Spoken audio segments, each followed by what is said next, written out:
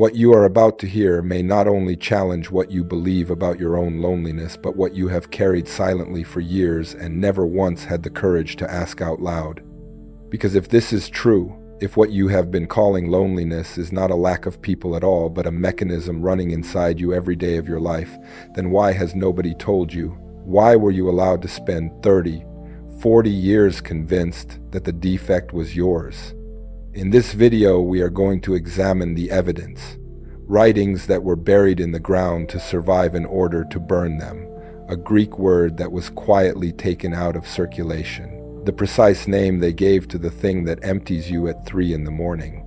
And at the end, the 3 movement practice they used to take back what is being drawn out of you. You will be able to do the first part tonight. Stay to the end. You will not look at your own solitude the same way again. And if this is the first time you have found this channel, welcome to Omnisoul, where we question what we were told never to question and return the voice to the truths that were silenced. Let us begin with a feeling that has been misdiagnosed for 17 centuries. It has almost nothing to do with being alone. You already know this because you have felt it in the fullest rooms of your life. A holiday table, a crowd of relatives, people laughing on every side of you, and something passes through your chest, clean and undeniable, and informs you that you are visiting, that there is glass between you and the scene. That these people have known you for decades and have never once met you. And behind that comes the part nobody admits, the guilt. You look around at everything you have, at people who genuinely wish you well, and you ask yourself what is wrong with you. Why you cannot simply be present. Why the door that seems open for everyone else appears closed from your side only. Nothing is wrong with you. Something in you is working correctly. And there is a document that proves it, one that spent 16 centuries under the sand because a man refused an order to burn it. In the year 367, a bishop in Alexandria signed a letter fixing the list of acceptable books and commanding the destruction of everything outside it. A short distance from a town called Nag Hammadi stood a monastery whose monks studied exactly the writings he had condemned. One of them wrapped 13 codices in leather, sealed them inside a clay jar, and buried it at the base of a cliff. They came back out of the ground in 1945, under the mattock of a farmer digging for fertilizer, and in one of them is the precise explanation for what I have just described to you. Those writings describe a human being as a thing built in 3 layers. The outer layer is matter, the body, what eats and sleeps and wears out. The middle layer is ordinary, mind, your habits, your fears, your reflexes, everything installed on top of you since birth. And beneath both, there is a 3rd layer that no one installed and that did not originate here. They gave it a name, pneuma. Pneuma is Greek, and its meaning is almost disappointingly plain. Breath, air entering. That was their word for the fragment of light inside you that does not belong to this world. And here is the turn I want you to take with you. Under that framework, the feeling of not belonging is not evidence that something in you broke. It is the pneuma performing its exact function. It is the part of you that came from elsewhere identifying with perfect accuracy that it is not among its own kind. Loneliness, read this way, is not a shortage of people. It is an act of recognition. It is not an emptiness. It is an instrument. And it is pointing at something. Notice when it visits. Never while you are busy. It comes at 3 in the morning. It comes when the last sound in the house stops. It waits, with what almost looks like patience, for the middle layer, the task machine, the ordinary mind to shut down for the night. That is the only window the deeper layer has. That is not coincidence. That is architecture. But what you are about to hear now goes far beyond a poetic explanation. There is a specific name for the thing standing in the way, a name for what takes this breath out of you daily. And the moment you hear it, you will recognize its behavior running inside your own head, most likely last night. But before I give you that name, I owe you one piece of honesty. And what I am about to reveal has layers that a single video cannot contain. For those who have been watching this channel and sensing that the fragments are pointing to something larger, the complete initiation exists. It is in the pinned comment. But stay with me now, because this next part changes everything. The text is called the Apocryphon of John, and it is one of the oldest Christian writings that survived antiquity. It describes the construction of the prison the way an engineer would describe a building. The powers that administer the material world, it says, discovered a problem. There was something inside the human being they could not reach. Light was in there, a part that refused to comply. And they could not extract it. Hold on to that, because it means no one has ever managed to take it out of you either. Not your family, not your losses, not the decades. So they built a substitute instead. The text names it, in Greek, antimimon pneuma, the counterfeit spirit, the imitation breath. Its purpose is singular, to occupy the seat where your real breath should sit and to speak in your voice. Set aside the mythology for a moment and look at what is actually being described. Have you rehearsed a conversation that never took place? Spent 40 minutes constructing the reply you should have given years ago? Woken at 3 in the morning with your mind clamped onto something that, in daylight, you would admit means nothing. The voice doing that is not you thinking. That is the imitation eating. And it eats one thing, your breath, your living attention, the current that should be moving between you and your own origin, trapped instead inside a loop engineered never to close. That is why 8 hours in bed leaves you emptier than when you lay down. You did not rest. You were harvested. Now put the two halves together, because here your loneliness finally becomes intelligible. If there is a layer in you capable of recognizing that it does not belong here, and if an imitation is sitting on the channel that layer speaks through, then what you feel is not an absence of people. It is a line that is occupied. You are not alone because you are unloved. You are alone because the only frequency you could be reached on is being consumed, day and night, by something that learned to sound exactly like you. And the design has one final cruelty in it. The harder you work to fill the loneliness with company, the more material you hand the loop. Every conversation becomes another conversation to replay at 3 in the morning. You are not failing to solve your loneliness. You are feeding the thing that manufactures it. Stay. What follows is no less revealing. It is where this stops being a story about you and becomes a story about who decided you should never have it. Because the obvious question is why? If this was written down in this much detail, why has no one told you in your entire life? That answer has a date. Go back to that letter I mentioned. The bishop's name was Athanasius. The year was 367, and his 39th festal letter is a real document, still studied today. Read it closely, and one word does all the work. He does not ask that the other books be set aside, or corrected, or debated. He orders them destroyed. That is not the language of a man who thinks he is right. That is the language of a man who is afraid. And that fear is the reason a monastery near Nag Hammadi went against him. That jar was not lost, it was hidden by someone whose name we will never know, who risked execution so those pages would eventually reach somebody. 16 centuries later, they reached you. But why this teaching? Why did this one have to be erased rather than merely argued with? Around the year 180, Irenaeus of Lyon had already devoted 5 volumes to attacking it, and what he strikes at hardest is not ritual or magic. It is a single claim that inside an ordinary, unremarkable person there is a spark that communicates directly with the source, requiring no one in between. Consider what that costs an institution. If your loneliness is sin, you need someone to absolve it. If your loneliness is punishment, you need someone to intercede. If your loneliness is deficiency, you need someone to complete you. But if your loneliness is a signal, the highest part of you recognizing the road home, then you require no intermediary whatsoever.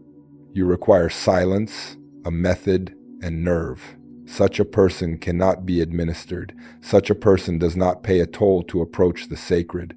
So the meaning was reversed. The sensation kept occurring in everyone, century after century, but its interpretation was replaced. Human beings were trained to call a malfunction the very thing that was a navigational instrument. Consider the scale of that.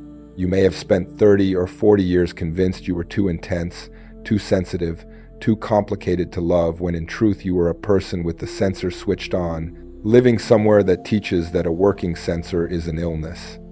What those buried texts preserved was not a rival religion. It was a map, the precise architecture of how the soul was captured, where it leaks and where the exits are. And I need to stop here for a moment, because what I just explained, that exact architecture of how the soul became trapped and where the exits are, is the reason I created the ancient code. It is not an audio. It is not a single transmission. It is a complete Gnostic initiation. 5 private video masterclasses, the ancient code dossier you can hold in your hands, and a guided meditation series designed to activate what these videos can only describe. If you have been watching these videos for weeks and feeling that you are ready for the full path, not another fragment but the entire map, this is what it was built for. Pinned comment, or scan the QR code on screen. Now let me take you deeper, because the next revelation is the one most people never hear. Prepare yourself, because what comes next is not theory. It is a description of your last Sunday night. If the breath is leaking, the useful question is, through where? Because theory changes nothing while you go on losing it through the same openings every day. And there are 3 of them. Comparing what those texts describe with what people actually live, it is always the same 3. The first is rehearsal. The conversation you assemble in your head, the answer you should have delivered, the defense you prepare for a trial that will never be scheduled, the argument with someone who has already died, already left, already forgotten it happened. Rehearsal is the hungriest of the 3 because it wears the costume of preparation. It feels like problem solving. It resolves nothing. A rehearsal, by definition, never opens to an audience. Its signature is unmistakable. Rehearsal never ends in peace. It ends in exhaustion. A real thought completes and leaves relief behind. A rehearsal completes and immediately restarts. The second is seeking recognition from someone incapable of giving it. There is a person in your life, and you already know the name, right now, while I am talking, from whom you are still waiting on one sentence. One specific sentence acknowledging what you carried, what it cost, who you became. You have gone after it dozens of times, in dozens of ways. It always returns empty. And it is not malice. They perceive the outer layer. They know your name, your history, the hours you keep. They have never seen the layer underneath because they possess no instrument for seeing it. Asking them for that recognition is asking a blind man for the color of a room. He is not withholding it. He cannot produce it. Every attempt carries more of your breath out with it. The third is continuous noise. The television on, so the house is not quiet. The thumb moving down a screen with nothing being sought. Sound in the background from morning to night.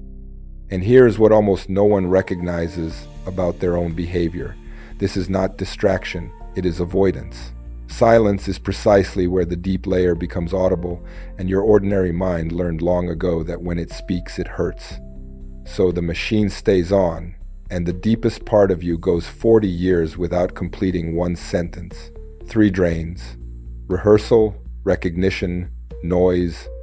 Before I hand you the practice, pick one, silently, the one that stung while I described it. You already know which. That is your gate. That is where you are bleeding out. Now, let me show you how to close it with a practice that was never in the books you were handed, and that survived inside a buried jar precisely because no one wanted it reaching you. Now, before I reveal the final piece, I want to speak to those of you who have stayed until this moment. You have watched video after video on this channel. You have felt Sophia pulling. You have recognized the signs. And you know somewhere beneath thought that scattered fragments will never be enough. The ancient code was built for exactly this moment. It is the complete Gnostic initiation. I spent months assembling 5 suppressed masterclasses that were never meant for a public platform. The ancient code dossier, a printable manual you can study away from any screen, and the Gnostic meditation audio series that activates what the teachings reveal. The total perceived value of everything inside is over $280. Today's access is $67, and 3 seekers have already entered. This is not for those who want more content. This is for those who want the complete path. The link is in the pinned comment and description, or scan the QR code on your screen right now. And now, let me give you the final revelation, because this is what ties everything together. 3 movements, 7 minutes a day, And I invented none of it. Every movement is drawn from a behavior those texts describe. The first movement is the name.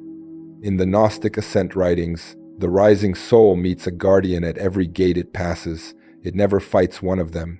It performs a single act. It names the guardian aloud, and the gate opens. The principle underneath is the most practical sentence in this video. What is named loses its disguise. The imitation functions only while it is passing for you. So the practice is this. The moment the loop starts, and you will catch it now, because you know its signature, you say aloud, even under your breath, even alone in your car, "This is not my voice." Then you name which of the three it is. This is rehearsal, this is seeking approval, this is noise. It will feel far too small to matter. Do it anyway. Within a week, you will feel a loop begin and fail to close. It loses its footing mid-sentence, and the silence that follows is unlike anything you have felt in years. The second movement is the breath. Here, the word turns literal again. Pneuma is respiration. It was never a metaphor. When those texts describe recovering the breath, they mean breathing in a manner that returns to you what has been draining away. 7 cycles, nothing more. Inhale through the nose to a count of 4, following the air down to the base of the chest as though gathering something that had been scattered across the whole house. Hold 4, and in that pause say inwardly, "This is mine." Release through the mouth to a count of 6, unhurried, and as it leaves, say inwardly, "This is not mine." 7 times, 1 for each gate the soul crosses in those writings. And the hour matters more than the length. Morning before you touch your phone, because whatever enters your mind first decides who talks to you all day. And night, lying down, before the first thought of the small hours arrives. The third movement is the seal. In those same ascent texts, the soul does not pass by naming alone. It also declares its origin. It speaks a phrase identifying it as belonging above. So you close with one sentence, aloud, once, "I belong to the light that has no opposite." That is not an affirmation, it is a boundary. You are announcing, in front of the thing that has spent your whole life impersonating you, where you are from. Let me prepare you for what follows, because nobody warns anyone about this part. There will be no euphoria, no visions, no surge of emotion, nothing cinematic. The first evidence is silence. You will realize that a window of time past 20 minutes, perhaps an entire afternoon in which the voice simply did not speak, and you will only realize it afterward. The second sign comes around the second week, and it is the one that alters a life. The loneliness remains, but it stops behaving like lack and starts behaving like room. The identical sensation, in the identical place in your chest, carrying an entirely different meaning. Where there was a hole, there is now a seat being held. And this is what I need you to take with you. You spent your life believing you were being left out. You were not being left out, you were being kept. The thing you named a defect, the thing that made you foreign at your own family's table, that woke you weeping for no reason you could point to, that let you watch happy people and never quite get inside their happiness, that was the one part of you that never agreed to call this place home. Your loneliness is not the price of not having been chosen. It is the evidence that something in you came from elsewhere and has not forgotten. And remembering, in every one of those buried texts, is the word they use where others say salvation. It is not rejection, it is purpose. It always was. And if today was the day you realize the fragments are over, the ancient code is waiting, the complete initiation, pinned comment, I will see you in the next awakening. One thing before you close the screen, and it is not for me. You know someone carrying this in silence, someone who smiles in every photograph and leaves gatherings early, someone nobody would ever suspect of loneliness because they are never without company. Send this to them, one person. They have almost certainly decided by now that they are the problem, and no one will ever reach them with this unless you carry it there yourself.